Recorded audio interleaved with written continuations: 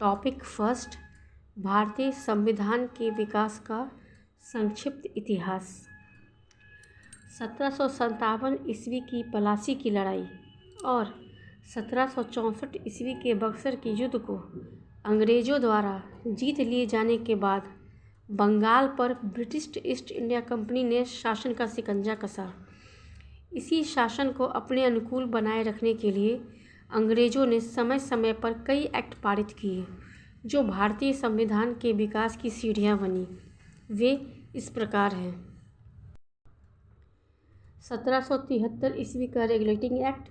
इस अधिनियम का अत्यधिक संवैधानिक महत्व है। जैसे भारत में ईस्ट इंडिया कंपनी के कार्यों को नियमित और नियंत्रित करने की दिशा में ब्रिटिश सरकार द्वारा उठाया गया यह पहला कदम था, अर्थात कंपनी के शासन पर संसदीय नियंत्रण स्थापित किया गया। इसके द्वारा पहली बार कंपनी के प्रशासनिक और राजनीतिक कार्यों को मान्यता मिली। इसके द्वारा केंद्रीय प्रशासन की नींव रखी गई। आइए कुछ इसकी विशेषताएं जानते हैं। पहली विशेषता, इस अधिनियम द्वारा बंगाल के गवर्नर को बंगाल का गवर्नर जनरल पद नाम दिया गया तथा मुंबई एवं मद्रास के गवर्नर को इसके अधीन किया गया। इस एक्ट के तहत बनने वाले प्रथम governor general Lord Warren Hasting थे। दूसरा, इस एक्ट के अंतर्गत कलकत्ता प्रेसिडेंसी में एक ऐसी सरकार स्थापित की गई जिसमें गवर्नर जनरल और उसकी परिषद के 4 सदस्य थे जो अपनी सत्ता के उपयोग संयुक्त रूप से करते थे। तीसरा, इस अधिनियम के अंतर्गत कलकत्ता में 1774 ईस्वी में एक उच्चतम न्यायालय की स्थापना की गई जिसमें मुख्य न्यायाधीश और 3 अन्य न्यायाधीश थे। इसके प्रथम मुख्य न्यायाधीश सर एलिजाह इम्पे थे। अन्य 3 न्यायाधीश पहले चैम्बर्स, दूसरा लिमेंस्टर, तीसरा हाइट्स थे। चौथा, इसके तहत कंपनी के कर्मचारियों को निजी व्यापार करने और भारतीय लोगों से उपहार व रिश्वत लेना प्रतिबंधित कर दिया गया। पाँचवां, इस अधिनियम के द्वारा ब्रिटिश सरकार को बोर्ड ऑफ डायरेक्टर्स के माध्यम से कंपनी पर नियंत्रण सशक्त हो गया। इसे भारत में इसके राजस्व, नागरिक और सैन्य मामलों की जानकारी ब्रिटिश सरकार को देना आवश्यक कर दिया गया। एक्ट ऑफ सेटलमेंट 1781 ईस्वी। रेगुलेटिंग एक्ट की कमियों को दूर करने के लिए इस एक्ट का प्रावधान किया गया।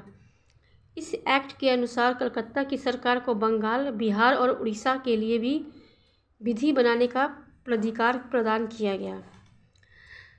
1784 ईस्वी का पिट्स इंडिया एक्ट। इस एक्ट के द्वारा दोहरे प्रशासन का प्रारंभ हुआ। पहला, बोर्ड ऑफ डायरेक्टर्स व्यापारिक मामलों के लिए, दूसरा बोर्ड ऑफ कंट्रोलर राजनीतिक मामलों के लिए। 1793 ईस्वी का चार्टर अधिनियम। इसके द्वारा नियंत्रण बोर्ड के सदस्यों तथा कर्मचारियों के वेतनादि को भारतीय राजस्व में से देने की व्यवस्था की गई। 1813 ईस्वी का चार्टर अधिनियम। इस अधिनियम की मुख्य विशेषता है, पहला, कंपनी के अधिकार पत्र को 20 वर्षों के लिए बढ़ा दिया गया। दूसरा, कंपनी के भारत के साथ व्यापार करने के लिए एकाधिकार को छीना लिया गया किंतु उसे चीन के साथ व्यापार एवं पूर्वी देशों के साथ चाय के व्यापार के संबंध में 20 वर्षों के लिए एकाधिकार प्राप्त रहा। तीसरा, कुछ सीमाओं के अधीन सभी ब्रिटिश नागरिकों के लिए भारत के साथ व्यापार खोल दिया गया।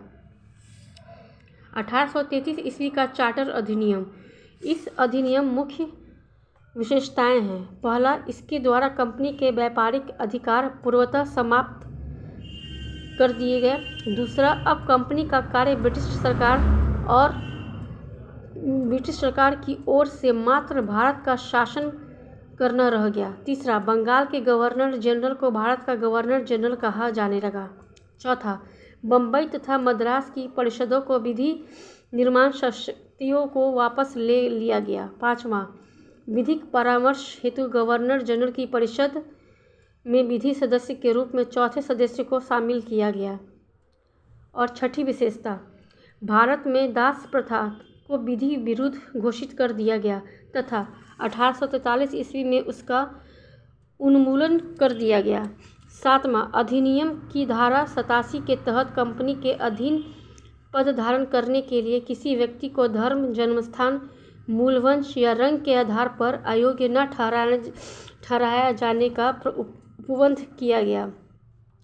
8वां गवर्नर जनरल की परिषद को राजस्व के संबंध में पूर्ण अधिकार प्रदान करते हुए गवर्नर जनरल को संपूर्ण देश के लिए एक ही बजट तैयार करने का अधिकार दिया गया। 9वां भारतीय कानूनों का वर्गीकरण किया गया तथा इस कार्य के लिए विधि आयोग की नियुक्ति की व्यवस्था की गई। लॉर्ड मैकाले की अध्यक्षता में प्रथम विधि आयोग का गठन किया गया। 1853 ईस्वी का चार्टर अधिनियम। इस अधिनियम की मुख्य विशेषताएं हैं। पहला, इस अधिनियम के द्वारा सेवाओं में नामजदगी का सिद्धांत समाप्त कर कंपनी के महत्वपूर्ण पदों को प्रतियोगी परीक्षाओं के आधार पर भरने की व्यवस्था की गई। इसके लिए 1854 ईस्वी में मैकाले समिति की नियुक्ति की गई। दूसरा, इस अधिनियम के द्वारा गवर्नर जनरल की परिषद के विधायी एवं प्रशासनिक कार्यों को अलग कर दिया गया। इसके तहत परिषद में 6 नए पार्षद जोड़े गए जिन्हें विधान पार्षद कहा गया। 1858 ईस्वी का भारत का शासन अधिनियम। इस अधिनियम की विशेषताएं हैं। भारत का शासन कंपनी से लेकर ब्रिटिश क्राउन के हाथों में सौंपा गया। दूसरा, भारत में मंत्री पद की व्यवस्था की गई। तीसरा, 15 सदस्यों की भारत परिषद का सृजन हुआ। 8 सदस्य ब्रिटिश सरकार द्वारा एवं 7 सदस्य कंपनी के निदेशक मंडल द्वारा। चौथा, भारतीय मामलों पर ब्रिटिश संसद का सीधा नियंत्रण स्थापित किया गया। 5वां, मुगल सम्राट के पद को समाप्त कर दिया गया। 6ठा, इस अधिनियम के द्वारा बोर्ड ऑफ डायरेक्टर्स तथा बोर्ड ऑफ कंट्रोल को समाप्त कर दिया गया। 7वां, भारत में शासन संचालन के लिए ब्रिटिश मंत्रिमंडल में एक सदस्य के रूप में भारत के राज्य सचिव secretary of state of India की नियुक्ति की गई। वह अपने कार्यों के लिए ब्रिटिश संसद के प्रति उत्तरदायी होता था। भारत के प्रशासन पर इसका संपूर्ण नियंत्रण था। उसी का वाक्य अंतिम होता था, चाहे वह नीति के विषय में हो या अन्य ब्यूरो के विषय में। 8वां, भारत के गवर्नर जनरल का नाम बदलकर वायसराय कर दिया गया। अतः इस समय के गवर्नर जनरल लॉर्ड कैनिंग अंतिम गवर्नर जनरल एवं प्रथम वायसराय हुए।